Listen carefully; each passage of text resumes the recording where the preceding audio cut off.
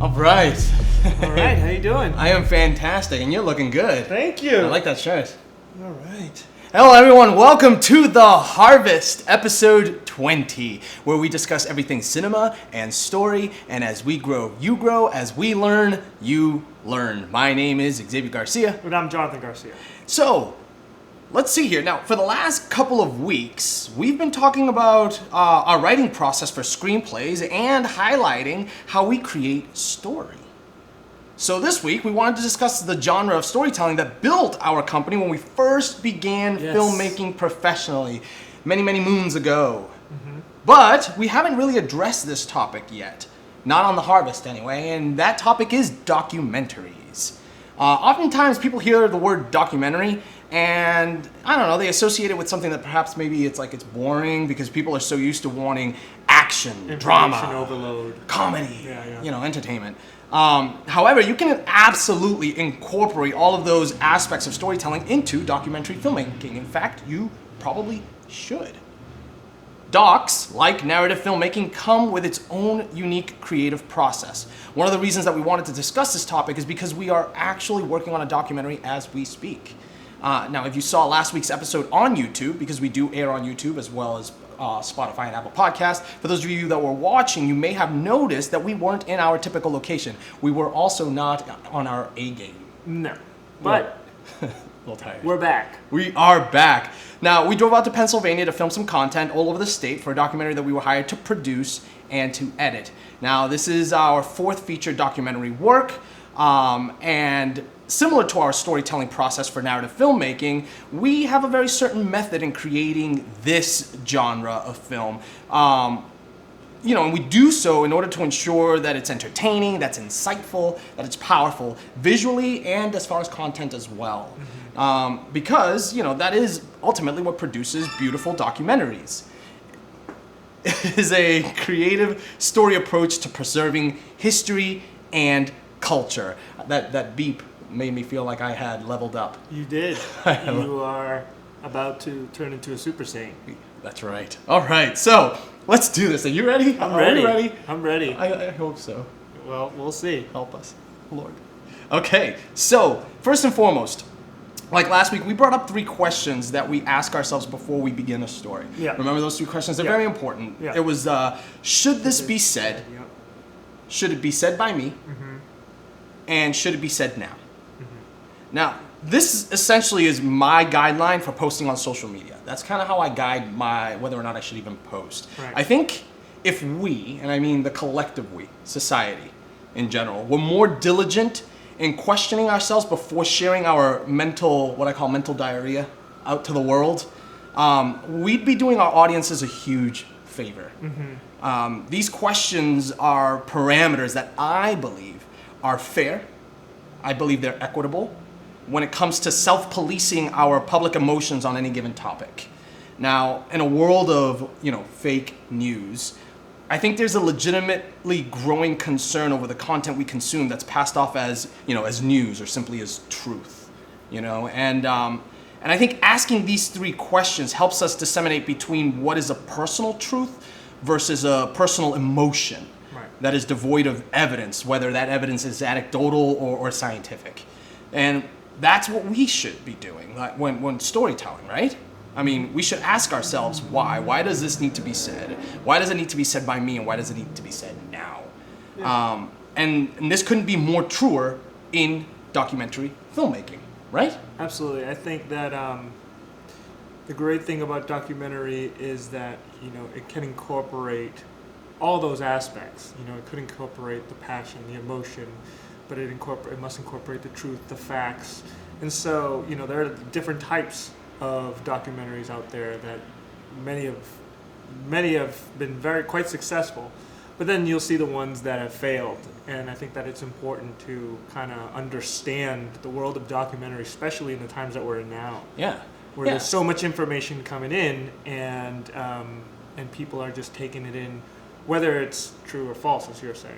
So let's talk about this self-policing, when creating content, and those 3 questions. So I think maybe as we discuss this topic, it would be good for us to kind of outline it based on those 3 questions, and we'll just go through those and apply that to content creation for documentary filmmaking. Now, let's start with the first one. Should this be said? Now, we all know that a good documentary is meant to both educate, but also it must entertain. Yeah. It has to, right? I mean, have you ever watched a documentary where it was just educational, only educational, and no entertainment whatsoever? All my High school. elementary school, and middle school, Yeah, it's like. But you know what? I actually enjoyed them because it was different. Don't you know what I mean? kill Back yourself. in the day, yeah, right. Back in the day, you know, it was like pen and paper. You know, that's all you did, and read books. But when a movie was put in, like that was. Well, yeah, you know, that was the fun day. Yeah, it was still fun. But it was for me. But when it's being read to you by someone with a deep voice and put you to sleep, yes, it gets boring. Would put me to sleep. Now, here's the thing. I actually truly appreciated the DARE program. You remember the DARE program? Drugs, Resistance, Abuse, Education. Yep. We had a phenomenal DARE teacher and in our high school. And the program was fantastic. And I honestly can say that I attribute the fact that despite my family upbringing, and anyone who knows us knows that we had a kind of a very interesting and rough upbringing, but I think things like, and I'm not going to attribute all of it to DARE, but I think things like the DARE program helped you and I, for example, to stay off drugs. Right, give us the confidence to pursue sports, to stay in school. Yeah, absolutely. However, there were some movies that we watched, some documentary movies during the DARE program that I literally slept completely through. I'm talking from the moment that I walked into that class, the lights turned off, and that movie came on. You found your perfect pose, your sleeping pose, like you're watching. Oh yeah, TV. no, I had it down. Yeah. I had it so that it looked like I was watching, but I was out cold. That was mine. For those of you that are watching on YouTube, it's the thinker's pose. The thinker's pose with the hand under the chin. No, but I'm telling you, those were purely educational, and I don't think that the filmmakers ever thought, hey, let's add some entertainment value so that it appeals to the demographic that we're trying to reach. I mean, here are a bunch of high school kids. The last thing that they want to do is what's not cool. And at the time, drinking and drugs was what's cool. And so if you're going to show them a film to not drink, don't make it just, you know what I mean? Add a little bit of something into it. Right, exactly. You know, it's not too far away from our previous podcast when we were discussing scripts and what makes a good script. Because at the end of the day, people, again, love stories. Yeah. And if it's educational, entertaining, the reason why it's entertaining because there's a story involved in there that probably has conflict.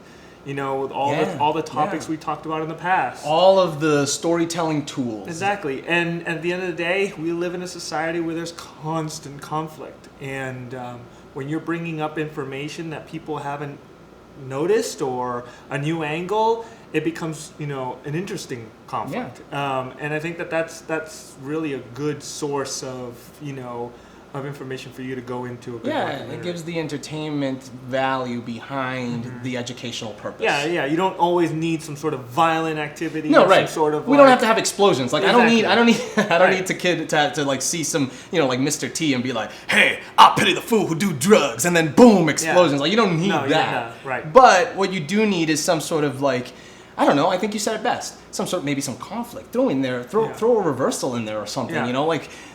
Give me a protagonist, give me a character to follow, let me emotionally connect and show me a story. I think that I was more impacted by personal stories, where an when they would bring in, every once in a while they would bring in somebody to, that had lived some sort of, kind of like a show and tell type of thing, like a person that had lived a terrible story, and they would come and they would present and they would tell us their story. And that's when I was glued. Right, and you think about, I remember the late 90s when live, TV shows were on, gosh, I'm blanking off the top of my head, but you have shows that would show the real reality TV shows, where they would show the life and the experiences of these people, and you see the conflicts, their lives, their action, in Cops, in like Jersey Shore, shows like that, like OC, Right. These are stories. Yeah, they're manipulated to kind of get people entertained, but it's still like you're somewhat looking at them, and yes, they might be different from you, but they're still humans with conflict. Yeah. So it's attractive. It grabs your attention. You know, you get pulled by their stories because at the end of the day, it's humans interested by humans. No, absolutely. Look, Tiger King is just the Jersey Shore of today. I mean, like, you're showing some really interesting lives. Yeah, right. Really unique lives thrown into some really interesting scenarios and some really weird, moments, and the cameras are rolling, and yeah, stuff is manipulated for a dramatic effect. But I think you're right. I think that people were hooked on those shows. I mean, I think the late 90s, early 2000s, into the teens was like reality TV time. Like that's what was like big. And reality TV time is still there. It's still existence, but there was like a major height where just everything on television was reality TV. Exactly. And I think the reason that was a boom was because it took entertainment and then it took, lives of people and almost like a documentary type of approach where it's like, look, let us deposit you into the lives of these individuals. Let's throw some foreign events at them and let's watch them handle it. It's kind of like a Truman Show type of thing. Yeah.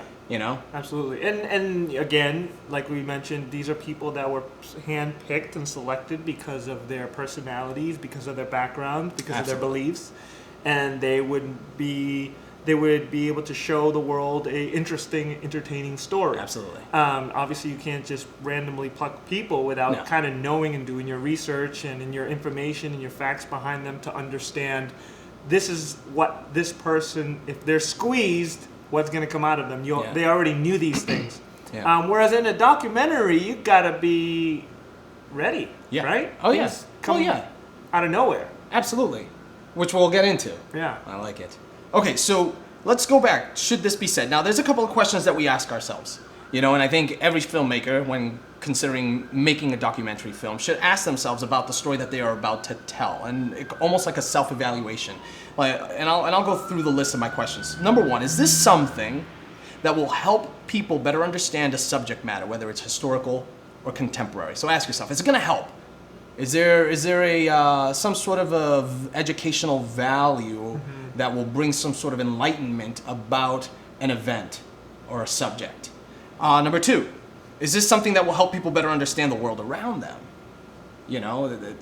Whether it's culture or relational or anything like that, just to better understand the world around you. The next question, is this something that will keep people captivated? Because sometimes we don't ask ourselves, like, is this worth telling? Does it have the entertainment value? Will people watch? Will they follow through? Are they going to care? Everyone thinks that their lives should be a movie. Yeah. You know what I mean? Everyone says, "Oh, you should make a film about my life." If you knew my life, it would be an amazing movie. And it's just like, they just live by themselves, and yeah, it's probably sad, but it's not, her. It's that movie. Yeah, right. So I guess it's, you have to make sure that it's not just captivating to you, but it's captivating to the audience. Right. So that comes with memorable. Is it memorable or not? Is it a perspective or a topic that has never been presented before? Right. Because it could be novel. It could be something new. It could be something, whether it's new because it's new to the times, or it's something in the past that no one's ever really dug into, or maybe, which is part of the next question, no one's dug into it the way that you are going to dig into it. Are you going to bring something about unique or different? Or newfound information, Right. Uncovered. Something, some new government files were released to the public, and now you have new information that you didn't have before about a war or something like that. So now you have a completely new perspective and a new spin. Absolutely. And finally, now, if you can affirm those questions, then likely you have a pretty good starting point or a good idea that will be worth pursuing. And now this is going back to like where ideas for documentaries come from, because documentaries are unique in that they touch home. Usually 9 out of 10 times the documentarian has in one way or another been affected by the topic of choice, right? You don't just go and do a documentary just because like, oh, that's a cool topic. Somehow there has to be a personal passion connected to it. Yeah, passion is definitely because key. The nature of documentary filmmaking is such that it's an arduous process, and I think harder so than filmmaking. And although it doesn't require the massive size that like a studio film requires as far as crew and talent, it does certainly require a massive amount of time, of self. The fact that it's a smaller crew demands more on you. Well, it's fluid. Any time between your production, you could have one information that completely alters your story. Yeah. You know, you walk into something thinking, oh, you know, I got this information about this particular topic, about the documentary, and all of a sudden you find something new. Yeah. And it's like, whoa, I have to say something completely different. I have to continue to do it. So it's fluid. You might think time might increase in its production time. You know, it might increase in time to get it done, and so it's you never know where it's going to go while you're working on it. Well, you know what? I'm glad you bring up that point again. You know, because yeah, absolutely, there are multiple ways of doing the same topic differently, right? Whether it's new information or it's a personal connection, or you know, it's a unique story from the perspective of, like, you know, some prisoner of war that no one has ever known before, and that prisoner of war wrote his memoirs and he has the IP to that, and now you're going to make a documentary about that. We have right here an example of 3 different documentary films made about the same topic, World War II. I feel like, and I don't have the numbers on this, but I feel like World War II is one of the most, I guess, filmed events, like, or rather, you know, it's one of the most events in our history that have one of the events in our history that has the most content created about, whether it's narrative filmmaking or documentary filmmaking, even books, you know, books written about World War II. I feel like there's a ton of content out there about it, but yet somehow so much happened in that war. From so many different perspectives, from so many different countries, so many different world leaders, so many different perspectives, that every time that, like, a great one comes out, it's great because, number one, there's a personal passion that is connecting the filmmaker to it, or it's like about some new found information that is, like, powerful, poignant, special, and unique. Yeah. So, for example, World at War, produced by Jeremy Isaacs, and it was directed by David Elstein. It was a series that aired in the UK. It was about 26 episodes, and that was back in the 70s, in the early 70s, in 1973. And this was a groundbreaking series. It was a perspective that had never been before taken when producing World War II film. It was a very expensive and very factual series, and that's why it needed 26 episodes in order to get into the depth and the nuances of, you know, what happened, the whys, whens, wheres, and whys of the war, right? Now, another film, World War II, The Lost Color Archives. Now, I haven't seen this one, but it aired on the History Channel back in the 2000s. Now, this is more our generation. Now, what was groundbreaking about this is that the story was told. The black and white World War II footage that we're used to was color. Yeah. And people were like, wow. And that made it different. That was enough. That concept of changing just that one piece was enough for it to be like, I need to see this. It's so different. It's World War II seen differently through the eyes of color. Yeah, I mean, think about, I can already see the idea behind it. You're trying to bring something that feels so ancient to modern day, where it becomes more attainable to the individual watching it today. You know, once you add color, it's like, well, we're in the life of color. Things. You have brought it in my world now. Yeah. And look, black and white has its own sense of color. Okay, black and white does have its own sense of color. Like when you're talking about shades, and you're talking about textures, and you're talking about gradients, you know, and the extreme contrasts in, you know, dark and light and chiaroscuro and all that good stuff. But when it goes from that black and white to the vividness and the vivid life of color, like you said, not only does it make it feel contemporary, but you feel more attached to it. It almost feels personal. Like it is your world now. It's not a world that you're looking back into like the annals of history. You're now looking at like, wait a minute, this is like, this belongs to me. This affects me now. Yeah. And that series was groundbreaking for that because it accomplished that. And so that's an example of, you know, of a story that's been told time and time again that took a new and unique perspective, color. Something so simple yet was so profound. Yeah.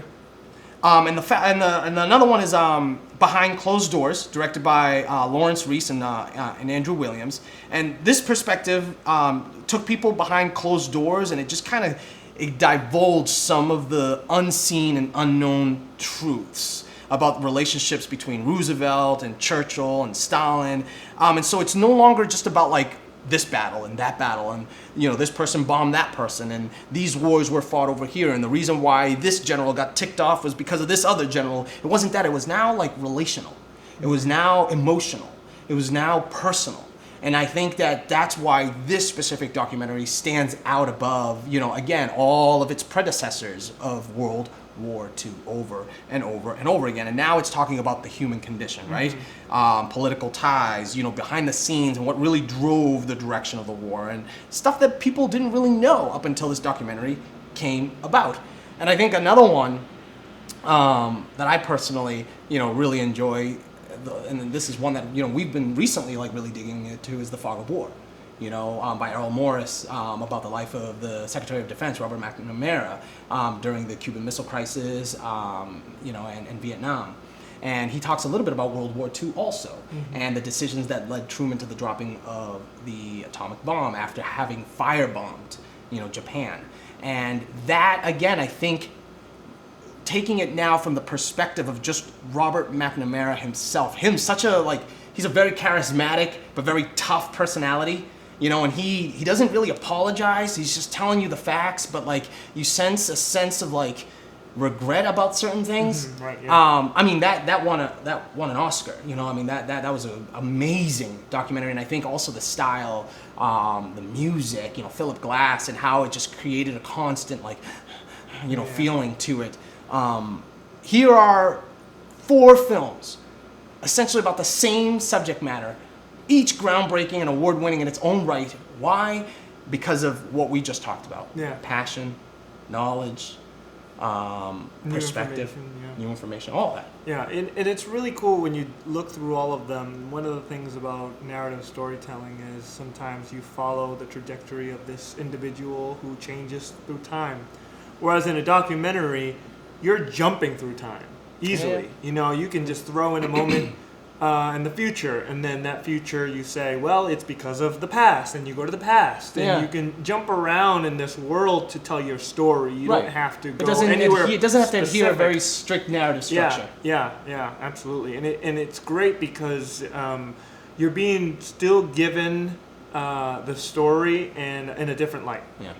I you know, and the rule of juxtapositioned images, I think, applies uniquely to the documentary filmmaking genre, if you will. You know, like if you've got 2 images side by side and you're jumping around timeline, like you really need to rely on that rule in order to convey meaning. You know, whereas with filmmaking, you've got, you know, the narrative filmmaking, you've got a character giving you exposition and explaining things for you. Whereas in the documentary film world, you know, it's sometimes you've got, you may have a narrative voice that's explaining things, but now you've got all these other images that are painting this other picture. And I think the thing about documentary filmmaking is that you can paint emotion on different layers, and it doesn't need to follow a very structured outline. It doesn't, you know, but it has to make sense. Yeah, right. It still has to have a story. Like, what are we talking about here? Yeah. It still has to answer that. Yeah, I think it's kind of like sci-fi in the sense that, like, in the sci-fi world, anything goes, but your world has to be really strict. Like, the rules for your sci-fi world have to be really strict. And so it's like in a documentary film, anything goes, but you have to have some very solid parameters and boundaries. I think the way you even said it before then was just as good. It's a painting. It's a piece of art that doesn't just, you know, you're not the only one, the painter, is not the only one who understands the story. That when someone else looks at the story, they see what you're seeing, and they also can imagine more along with it. You know, where that is like a documentary. They see the story that's being painted, and they're watching, and they're like, wow. And then they start going into imaginations of different scenarios and their relationship with the story or how they felt. For instance, I remember, 9/11, you know, and seeing documentaries and different perspectives that people were talking about 9/11, and it's like, wow, that's right. Wow, I can't believe that's what was happening during the elevators and all this thing, people going down. And then you think about where I was in my classroom. And so you find yourself very quickly, you reflect on your world while you're watching Yeah. these documentaries. So it is like a painting of layers, where you're kind of going in and seeing the story unfold and the poetic feel of it all. Yeah. But then also finding yourself inside of it. Yeah, beautiful. I mean, and that even goes back to one of our episodes when we were talking about research and, the James Lindsay episode where we were talking about looking at paintings and finding yourself in the painting. Yeah. Mm-hmm. And the experience that you have with the subject. Which is a great piece to try to get people to wake up, Yeah. take action, Yeah. get involved Yeah. somehow. Yeah. Some sort of a call to action. Yeah. Yeah, absolutely. Absolutely. Now, that's the first question, right? So the first question was, should this be said at all? Should this film, should it even be made? Mm-hmm. This subject matter, this story that you're trying to tell, should it be said? And and if you can answer those questions about whether or not it should be said, and you're checking off all those boxes, and okay, cool. That first question, check. Should this be said? Second question, should it be said by me? Now, this is kind of big right now. Yeah, this is huge right now in filmmaking and in documentary filmmaking in general. As a matter of fact, it's one of the largest topics right now because we're living in the Black Lives Matter era, and I think that there's an influx of, for example, African American or films about the African American plight. Ranging all the way from slavery all the way to, even today, in modern day slavery when it comes to like sex trafficking and whatnot. And, in the demographics and the numbers and how that breaks down, how it affects minorities, whether it's black, brown, yellow, whatever. And there's a ton of content that's being created, and there seems to be almost like a pushback from certain communities about filmmakers making content that perhaps doesn't represent them ethnically or racially or even culturally. Right. And we need to ask ourselves that question, should this story be told by me? Now, here's my personal take on this. I think if you have an idea and you're passionate about that idea, and you're gonna research that idea, and you're gonna go in for all that idea, and like Lettuce Taroka, like James Lindsay was saying, if you can't live without this idea being made, being put out there, like if it's just gonna keep haunting you and it's gonna keep coming back to you, then like you gotta do it, despite your skin color connection to it, right? But having said that, I think there is something to be said about taking a second and saying, am I the right person to tell this story? And not just from a political perspective or a cultural or racial perspective, but just in general. And that could be answered many different ways. That could be answered in the fact that maybe I can't just tell it by myself. Maybe I need a team. Maybe I need a group. Or maybe I need to inspire someone else to write it or present the idea. Or maybe just go at it alone and write it.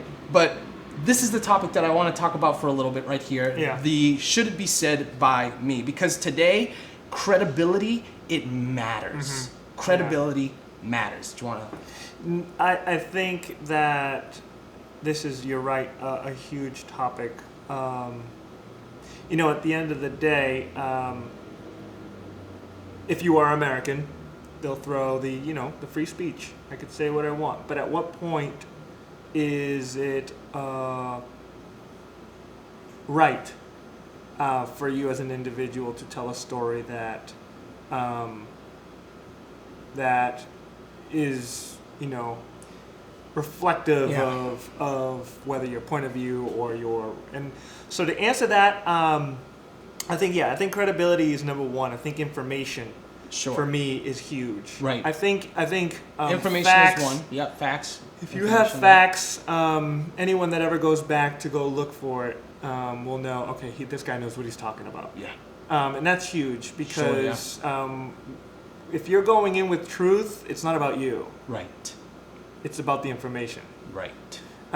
So the people that will be watching it will know that they're being given reality. They're not being duped into anything, and people respect that. Now it all depends if it's the truth that they like. Yeah. Well, and that comes with the second part. Right. So you've got truth, right? You've got information, knowledge, empathy. empathy. I think if you're a filmmaker that has empathy for the subject matter and for what you're trying to say, like, I want to do something that is excellent, you know, Right. and not to hurt. Right. Attack. The idea Not to of attack. Yeah. Not to tear down, but to lift up your own, you know, and I think it's a very subtle difference, you know, like, you can make something about the same exact subject matter with two different perspectives, one being to tear down and another one being to build up. And I think the same exact movie, or rather not the same exact movie, the same subject matter can be addressed from those two different perspectives, and two very different movies can be made. There's no greater storyteller than Jesus, really. If Yeah, you think about how he was able to tell a story or give a documentary, really, because these are real life his events. parables were documentaries. Because they were real life stories Yes. of things that were occurring in their time. To Absolutely. have them understand, he would be able to cut at the heart of the people. Yes. And that is key for when you're giving information or story or documentation. It's really getting at the heart of the matter. If the person's like, you know what, this person is actually wants me to see something because he loves me. Yeah. Or because he cares. Yeah. Whether it's, to some, maybe offensive. Yeah. Because, Jesus offended. Right. But it's coming out in a way where I understand. And that's a hard thing. It is. It's a very hard thing. That's why research is huge. That's why you got to know what you're talking about. And I think one of the things that we talk about is like somehow connected to the subject matter. Somehow connected to it, whether it is that you can relate to the experience, whether or not you're, the same race or ethnicity, but you can relate to the experience, you can relate to the people, you can relate to, the subject matter, somehow that causes and creates for you to have an empathetic view of that situation and want to build up and present something that is building up of the audience, your audience that's watching, but also, building up of, I guess, of the circumstances and the situations that you're presenting to try and present something to like elevate. Right. I think that's important. I think there was no greater revelation than reading that scripture for me in understanding how I approach film. Specifically in documentaries, when I'm trying to give information out that might be offensive, or I'm taking in and watching something, right? I always think about the scripture talks about, it's not against flesh and blood. We wrestle not against flesh and blood. Against principalities and powers. Things that are greater and beyond and the spiritual that we can't even perceive or understand, this warfare that's happening. If we're realizing that, if we're writing in a way where, how could I offer someone this knowledge with the understanding that's my brother, that's my sister. Yeah. You know what I mean? That's my friend. That's my fellow human being. Human being. Yeah. Offering this information up where it's tasteful and yet also challenging. Yeah. It takes time to also develop that ability. Yes, it does. Yes, it absolutely does. No, I'm not gonna argue that. It does. It does. It does. I think you need to be at a very specific place, even in your walk in life. I've met people in my life where, the moment that they open their mouth, they're the kindest souls, and like they could tell you anything and it will not do anything. It won't bother you, it won't offend you. They could be telling you your breath stinks, and you're like, oh man, thank you so much for telling me that. Sorry. Right? And that's a gift. That's really a gift to have. And sometimes it's good to have people like that in your team so that you can hear how they're able to express themselves in information, so that you can be like, that I never even thought of saying it that way. I remember someone spoke to me and used the word, I challenge you to really consider these things. And just those words alone, I said, wow, that's such a good way to say, do it. Right. It's such a better way to say, do it. Right. And you can do that in filmmaking. Yeah. it's about a finesse. I think it's about I think that's the art. I think that's the art behind it.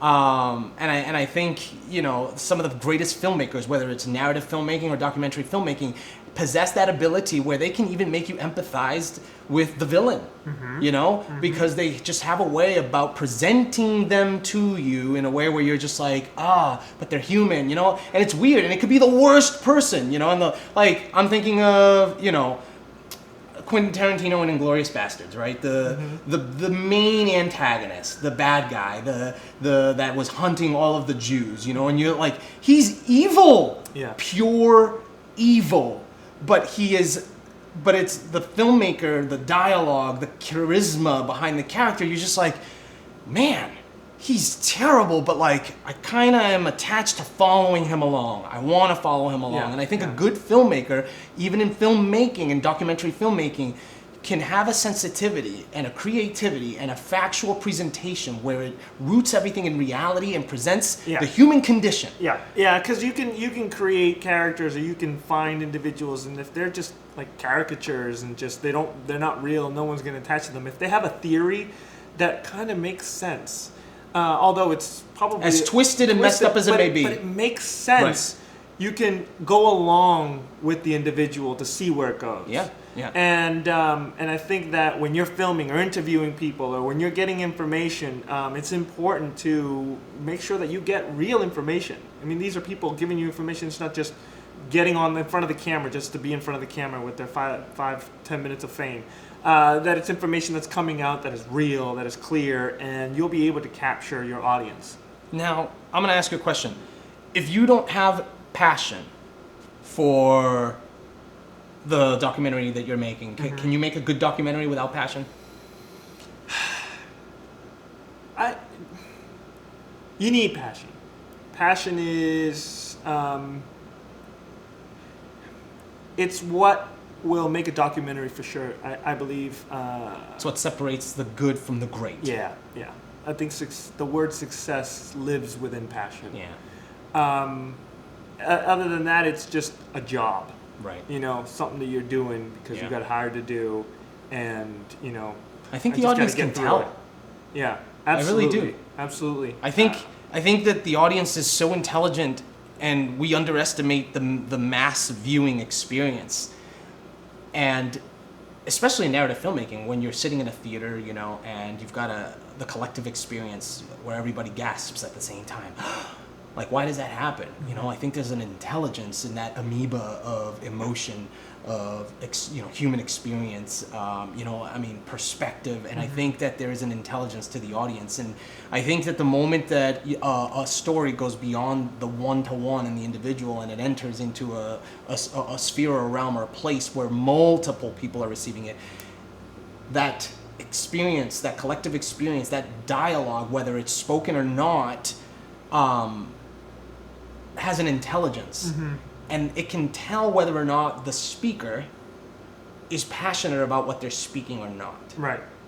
Yeah, I'll confess one thing. I can't really enter into a project without it. Because I know that I won't have joy while I'm working on it. It'll just be something that I want to get in, get out, just get it out of the way.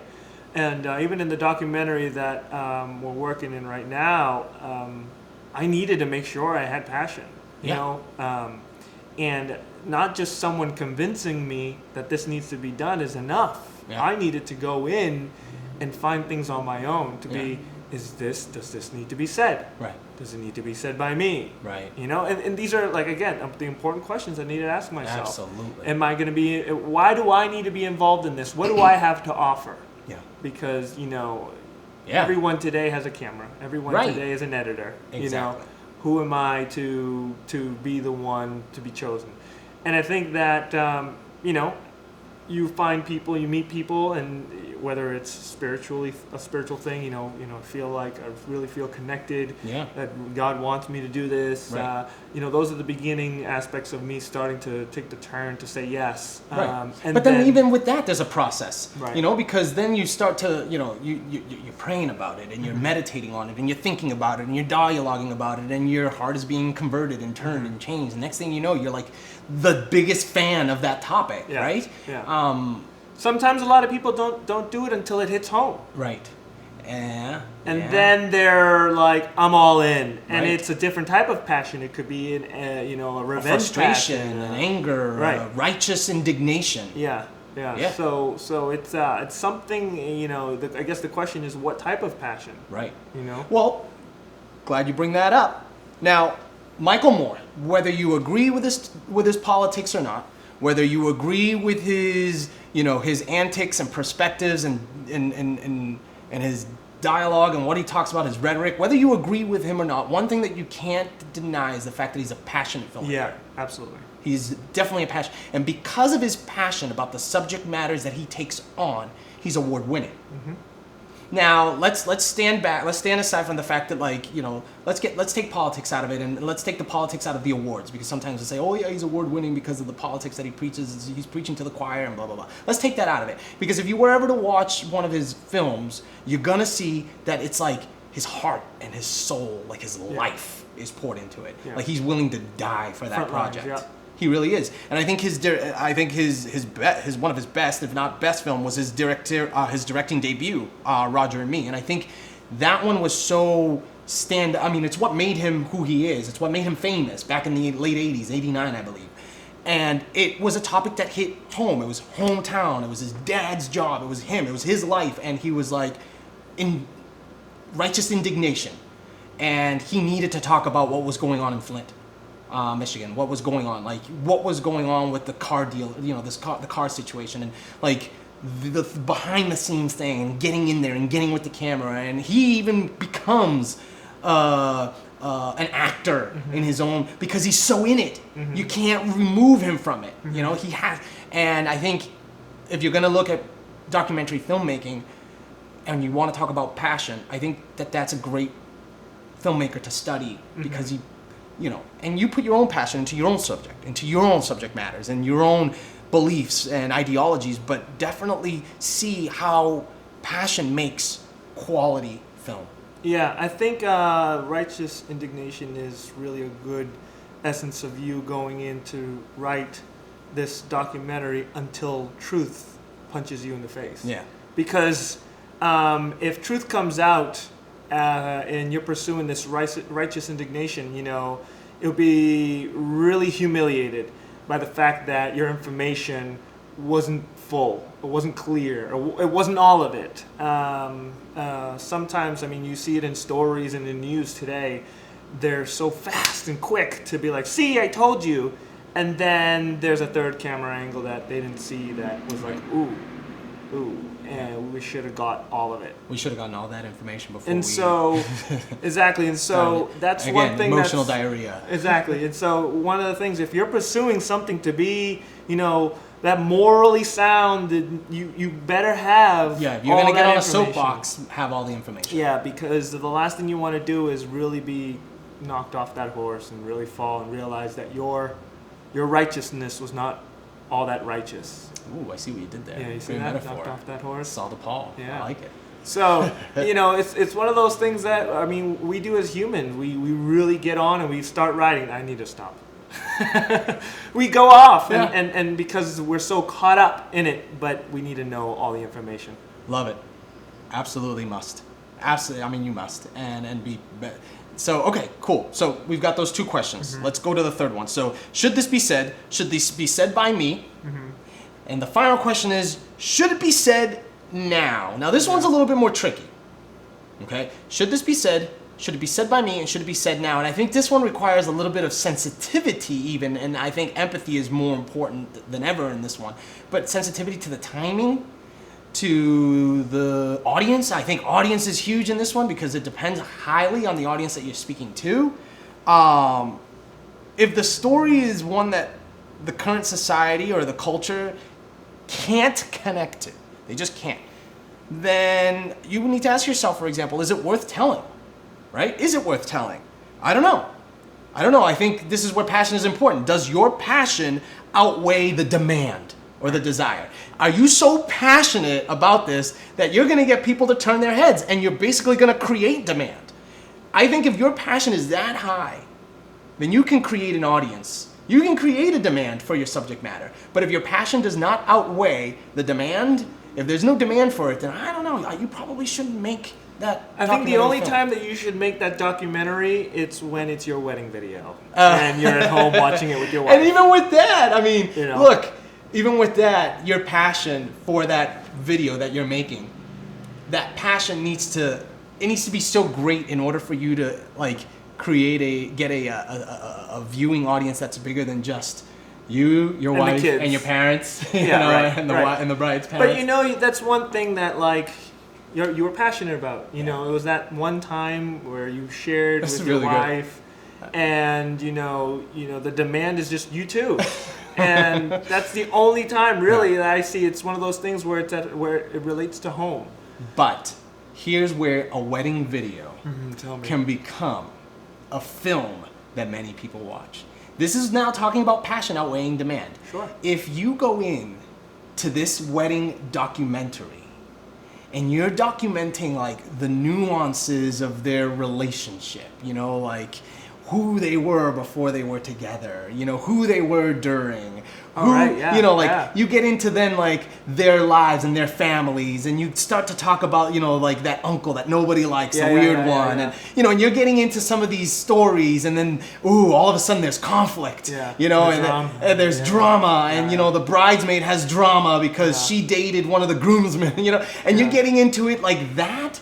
And now you're pulling story and pulling conflict because you're passionate about this, and you're saying, and in the midst of all of this opposition, we made it. Yeah. Then you're gonna create a bigger demand for your wedding film, and that's what I mean by passion outweighing demand. Yeah, absolutely agree. Now I've never seen a wedding film like that, and I'm sure we tried to do that. You remember when Jonathan and I, for those of you that don't know, used to run a company called New Breed, and we did wedding cinematography when wedding films were very new. Now this was back in like the early 2000. Yeah, it was always grandpa with the video camera. Yeah, it was 2008, 2009, and this was kind of like when the first company to do this was Still Motion.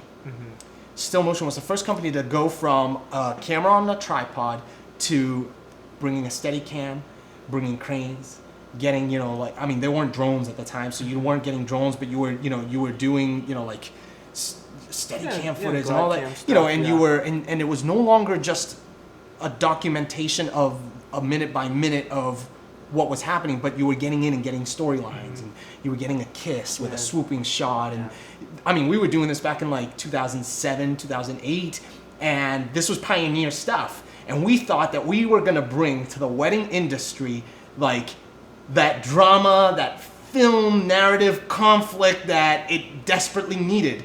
And no one's ever gonna know about New Breed. Maybe some people will. I'm sure. If you do know, comment below. Comment, yeah, absolutely. We want to make sure, we want to know, because we were doing something that was groundbreaking. We just didn't stick with it because it was so new, and we were trying to do something so big. Our overhead was so huge because we were renting. Wait, we didn't make any money. Yeah, we didn't, because we were trying to the equipment for what we were trying to do. Again. It didn't exist. It didn't exist yet, and we were trying to rent crazy production, equipment in order to make these things. And the couples were like, "You're gonna what? You're gonna make a movie?" And we're like, "Yes."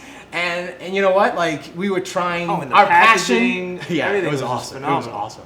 Our passion was trying to outweigh the demand for the audience, and I think we achieved that, because we had some amazing YouTube views and Vimeo views for our trailers and stuff. I was people outside of the family were clicking on to watch those videos because they were like, I want to love like that. Yeah, right. I want to love like that. Yeah. And so I think we achieved it. I think we took wedding videos back in 2007 and 2008 and turned, and the passion outweighed the demand. Yeah. Anyway. I think once people saw that, I think there was a a boom. Yeah. And then all of a sudden, everybody was doing that. Everyone. And now that's the norm.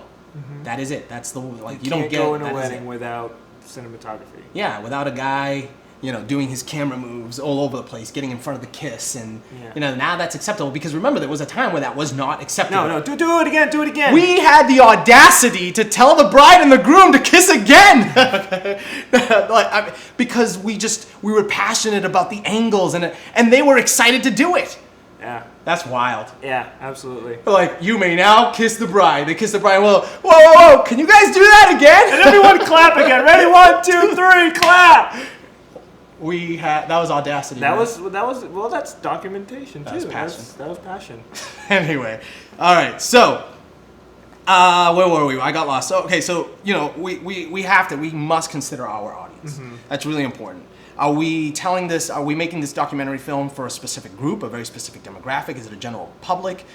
Is it in an educational setting, like we said before? Is it for a school or college, higher education, or like PBS? Yeah. History Channel? Or is it for an entertainment platform like ESPN? Yeah. Or Netflix or something like that, yeah. Or Hulu or something like that. Because with this wide range of possibilities, it's really safe to say that most of the time you could make an argument for your documentary being relevant for the now. Because there are so many pockets and enclaves of like people groups that can be interested in what you have to say. I think the issue is that when you're trying to make the big blockbuster documentary to appeal to everyone, you know, like that's hard. That's hard. But if you are, for example, a Latino filmmaker and you're making a film about the plight of leaving Puerto Rico and coming to New York or to Boston, and you know, and the transition, the culture shock, and that, you know, like that's going to speak to a very specific group, right? Like, and we can make that film and be experts in it, and but then if you want to grow that and you want to make that big, that's where it becomes challenging, you know? So I think it all depends on your audience, and I think if your audience is an audience of your mom, your dad, your brother, your sister, aunts and uncles, and your spouse, man, you can make an excuse for, I mean, you can make it just any documentary, really, right? Yeah. Yeah, I think we're entering in a time right now also that we're just information hungry. We want to know what is going on, why that's going on, what's going to happen next.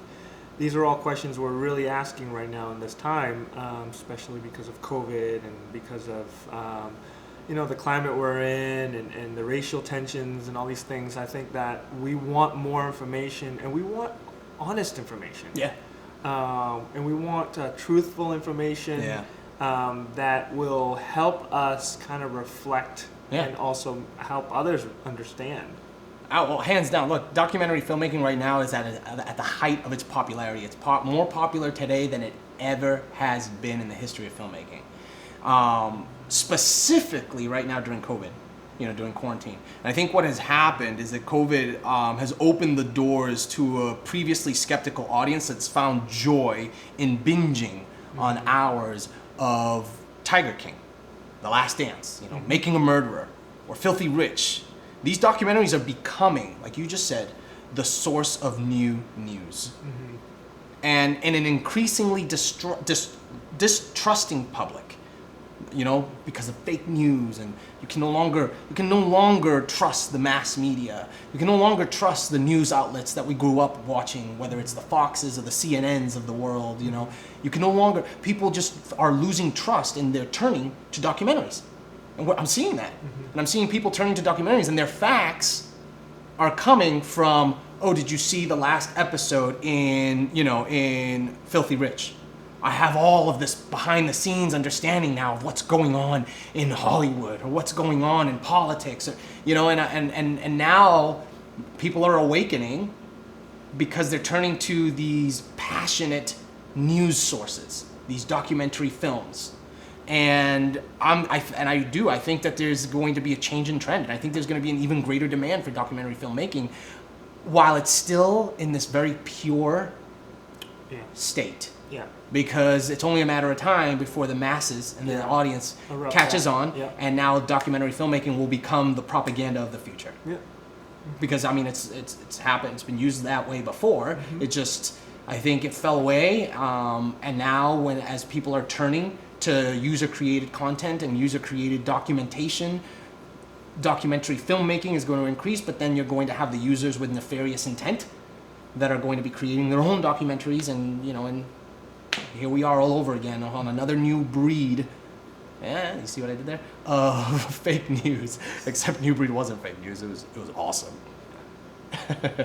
Now, ultimately, I think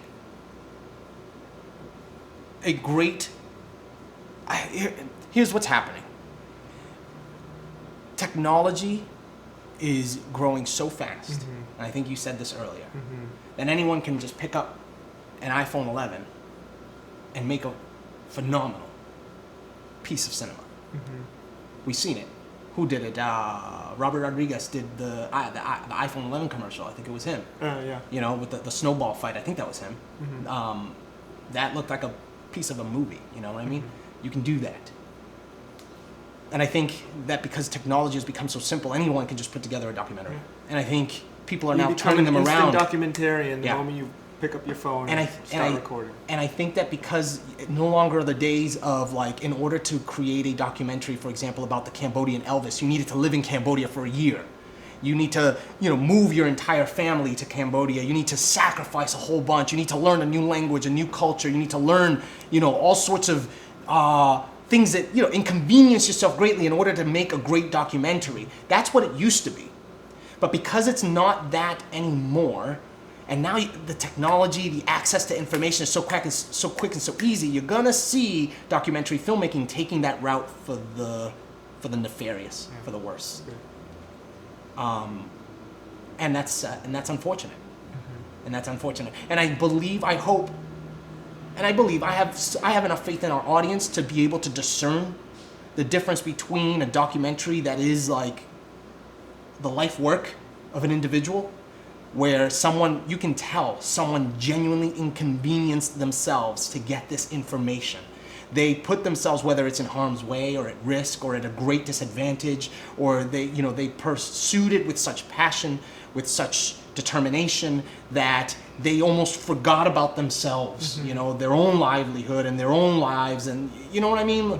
That they needed to get this story out, and therefore a great documentary is made, versus individuals that just have a ton of great technology and some flashy, After Effects design, and they're just throwing out fake news information. I do believe that the audience is going to be savvy enough, at least I hope anyway, that as technology increases and documentary filmmaking becomes easier to make, that the audience will learn to appreciate what is true news, what is true documentation, what is a true documentary versus propaganda.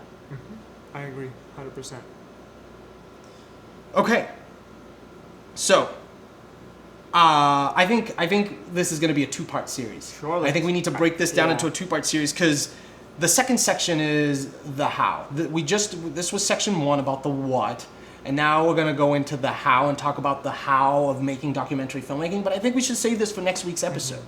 And I know that at some point down the road, we want to also get a special guest producer on the show. Not going to spoil and spill the beans just yet, but I think this is time now for our Creator's Tip of the Week. Let's do it.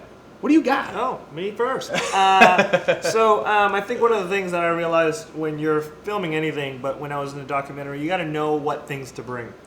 When we went out there, it was just Pennsylvania, yeah, our car, and we just drove on out, and we needed to only fit just quite a few things, but yeah, documentary filmmaking is a different monster. You're not gonna bring a 24-foot box truck with all of your grip equipment and your camera. No, it's probably so it's important to know what you need, and it's important to know what it's used for. Yeah. So one of the apps I've been using that I got here is kind of a grip app. Oh. Yeah, it's Grip 411. Where do you find this stuff, bro? It's good stuff. You just when you're in need, you'll find it. Never cease to impress me with so you go download. It's $4.99, so it's okay. You gotta pay. All right. Oh, well, you know what? You get what you pay for. Right. Exactly. So it's a huge inventory of all grip equipment. But not only that, it has the names, the sizes for everything. I'll show you quick who the brands of companies, Like, it's pretty intense of all the information So- that comes with it. So you find out, it's like, I need something that does this. You look it up on here, and you feel like this is the best tool for your. So it literally helps you customize all of the tools that you need for a specific job.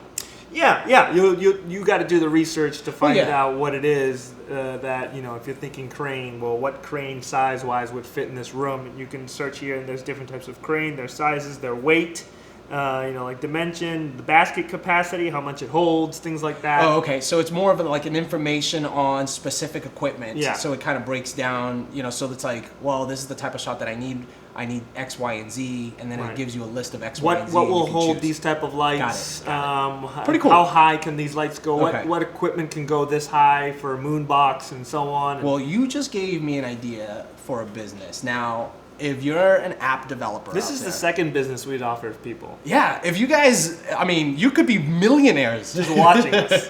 No, but here's the thing. As I was listening to you talk about what I thought that app was, like, I've got a job. And if there's some way that you can create some sort of an aggregate system where you can type in some specifics about the job, like, I need to get this, and this, and tell this kind of story, and then it comes up and gives you a list of the types of equipment. That'd be awesome. Like, you should consider using this camera and these lenses and this microphone because you're going to be running gunning. Like, if someone could come up with that, instant millionaire. Yeah, there's actually a website that I use. It probably exists. It's probably an app. No, it's not for grip equipment. It's okay. actually for groceries. You type in like what you have in your like drawers, like in your cabinets. I only have eggs and bread and all these things, and it's like you can make an omelet. That's awesome. That's like an episode of Chopped where they say, "All right, you have leftovers. Make this amazing meal." Yeah, that's actually really cool. So that's kind of the essence. Yeah, that's the idea. Yeah. That's cool. Hey, somebody got to invent that. I would be a subscriber. What is the name? A subscriber. What is the? Oh yes. What is the Grip 411? Grip 411. Cool. Okay. Grip 411. It's $3.99. $4.99. $4.99. We'll put that in the show notes. Okay. Mine is called Play HDMI Sync Box. Play HDMI Sync Box. Now, I was scrolling through Instagram and I saw this video and it blew my mind. And in the video, they were playing Endgame, or I think maybe it was Infinity Wars. No, it was Endgame. And it was someone watching Endgame on their large, 4K, beautiful display. And it was like the scene when Thor, I think this is Infinity Wars, when Thor brings the sun, like basically crashes the sun on Thanos. Mm-hmm.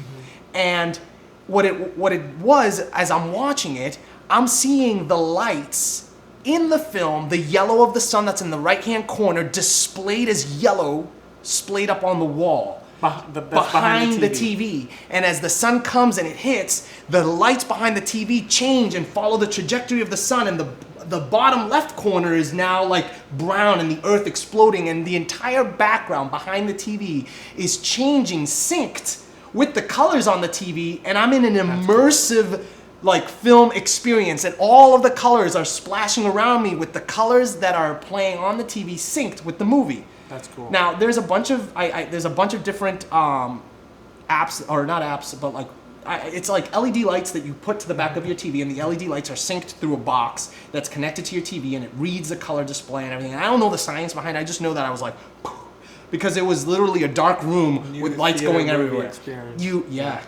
Put that with some surround sound, some comfortable chairs, salted buttered popcorn, and I'm there all day. It's called Play HDMI Sync Box. This one here is kind of pricey. It's $229.99, but it allows you to sync multiple devices. So you can do 4, I think, HDMI devices, and you're able to literally personalize your user experience using like the app that they give you, and it's awesome. I mean, I can imagine what else you could use that for. I know that there are companies that are doing projection mapping, on their big LCD screens or LED screens, and to have lighting around that, I'm sure would be beneficial. You can turn your living room into a mini theater. That's cool.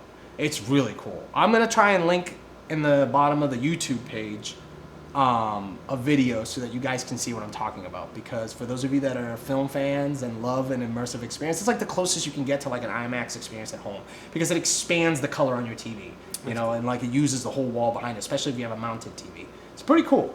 It's called Play HDMI Sync Box, made by Philips Hue. Cool. All right, everyone. Well, thank you so very much for watching this episode of The Harvest. And for those of you that are listening, for giving us your ears and enjoying this time that we've been discussing documentary filmmaking. This was part 1. We are going to be going into a part 2 next week to continue the conversation. But for those of you that have any questions, you can reach, for those with short questions, you can reach me on Twitter at xgarcia. At Jonathan Harvest.